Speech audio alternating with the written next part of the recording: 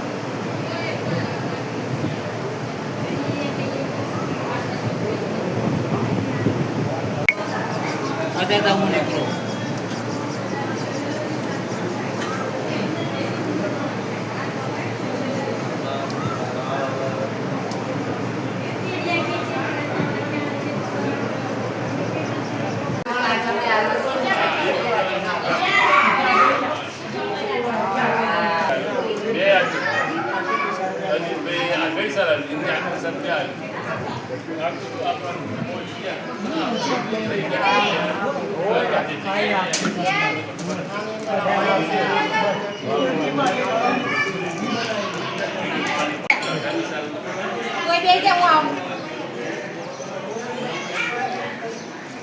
Dạ chị dẫn tôi đi.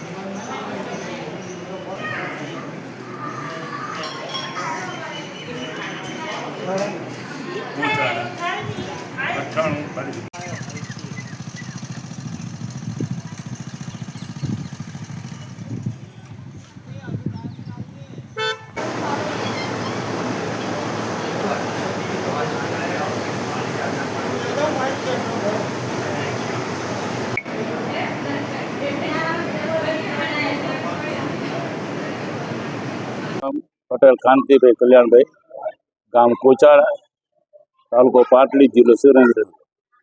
હું અહીંયા ઘણા વર્ષોથી ઝાડીની જગ્યામાં આવું છું. આ ઝાડની કડવાસરની ઝાડી જે ચારાસર ઝાડી તરીકે ઓળખાય છે. અહીંયા સેંકડો વર્ષોથી આ જગ્યાની પરંપરા ચાલુ રહી છે. આ ગુરુ પૂનમના દિવસે અનામી નામી અસંખ્ય લોકો, સાધુ સંતો, ઋષિઓ બધા અહીંયા પ્રસાદ લેવા અને નમન કરવા આવતા હોય છે. આ જગ્યાની અંદર કોઈ જાતનો ભેદભાવ કે કોઈ જાતની ઊંચ નીચતા કે કોઈ જાતની પડાપડી કે કોઈ જાતનો ઘૂસાઘૂસી કે કોઈ જાતનો વિખવાદ પણ નથી. આ જગ્યાની અંદર આ 10મી પેઢી છે, 10મી જગ્યા છે જેને કહીએ આપણે. 10મી એટલે પહેલાં સૌ પ્રથમ તે પરમ પૂજ્ય શ્રી જયશંકરપુરીજી મહારાજ, બીજી ગજરાજપુરી મહારાજ, બીજા આશાપુરીજી મહારાજ, ચોથા શિવરાજપુરીજી મહારાજ, પાંચમા ભીમપુરીજી મહારાજ અને છઠ્ઠા દેવપુરીજી મહારાજ. એ દેવપુરીજી મહારાજ ની આ પરંપરા ગણાય છે.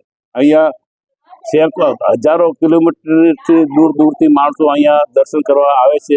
આ દેવપુરી બાપુ અહીંથી સ્થળાંતર કરી ગીતાપુર ગયેલા અને ગીતાપુરની અંદર પણ આની જીવતી જ્યોત જેને કહેવાય એ રીતની ત્યાં પરંપરા ચાલુ છે. ગીતાપુરની અંદર તો દેવપુરી બાપુએ જીવન સમાધિ લીધેલી અને એ પણ આની જેમ જ પ્રખ્યાત જગ્યા થઈ ગઈ છે. ત્યાં પણ દર પૂનમે અને ગુરુ પૂનમના દિવસે પણ મોટો મેળાવડો થતો હોય છે અને હરિહર થતું હોય છે. અહીંયા પછી દેવપુરી પછી નારાયણપુર બાપુ થઈ ગયા. 8મી પેઢીની અંદર ઈશ્વરપુરીજી મહારાજ, 9મા અમૃતપુરીજી મહારાજ અને હાલના અંદર આજે આપણા બાપુ શ્રી મહેશપુરીજી મહારાજ એમના પછીના 10મી જગ્યા અત્યારે ચાલુ જ છે. અહીંયા પહેલાં 100-150 વર્ષ પહેલાં અહીંયા સ્થાપના થયેલી આ જગ્યાની અને એની અંદર પહેલાં પાયો ખાસ પરંપરા તો અહીંયા જયશંકરપુરી બાપુએ અહીંયા સ્થાપન કરેલું અને એ નાથની જગ્યા તરીકે કહેવાય છે. આપણે જુનાગઢ ગિરનાર તળેટીમાંથી એ બાપુને એક આદેશ થયેલો કે તમે આ કીડિયાનગરું લઈને જાઓ અને જે જગ્યાએ આ કીડિયાનગરું ખલાસ થાય અને એ જગ્યાએ તમે આપણા આ નાથની જગ્યાને ઝંડો સ્થાપજો. એ રીતે અહીંયા આવતા અહીં કીડિયાનગરું ખલાસ થઈ ગયું. પછી અહીંયા શરૂઆતમાં નાની એવી ઓરડી બનાવી એમ કરતાં આજે આટલો હજારો માણસોની સંખ્યાની અંદર માણસો અહીંયા આવે છે અને દર જન્માષ્ટમીના દિવસે અહીંયા મેળાવડો થતો જ હોય છે. ત્યારે પણ હજારોની અંદર માણસો આવતા હોય છે અને એ લોકો પોતાની ધન્યતા અનુભવે છે. ત્યારે પણ હરિહરનો સાથ થતો હોય છે અને દર પૂનમે 500થી 700 માણસો જમતા હોય છે અને આ ગુરુ પૂનમની દિવસે તો ઠેઠ કચ્છ, કાઠિયાવાડ, સૌરાષ્ટ્ર, ઠેઠ યુપી, MP દરેક જગ્યાથી લોકો ક્યાંથી આ જગ્યાનું મહત્વ એટલું બધું વધુ છે કે લોકો ક્યાંથી આવતા હોય છે અને અહીંયા બાપુના આશીર્વાદ લે છે અને બાપુના આશીર્વાદ બાપુ પોતે માનતા નથી હું આશીર્વાદ દઉં છું પણ આ ભગવાનની કૃપાથી બધું થતું હોય છે. એ રીતે બાપુ માને છે. બાપુને કોઈ જાતનો ઈગો, અહંકાર કે કોઈ જાતનું એમને કોઈ ઓલું સાદગીભર્યું જીવન છે એમનું અને અહીંયા દરેક લોકો હળીમળી અને આ ઉત્સવ ઉજવે છે.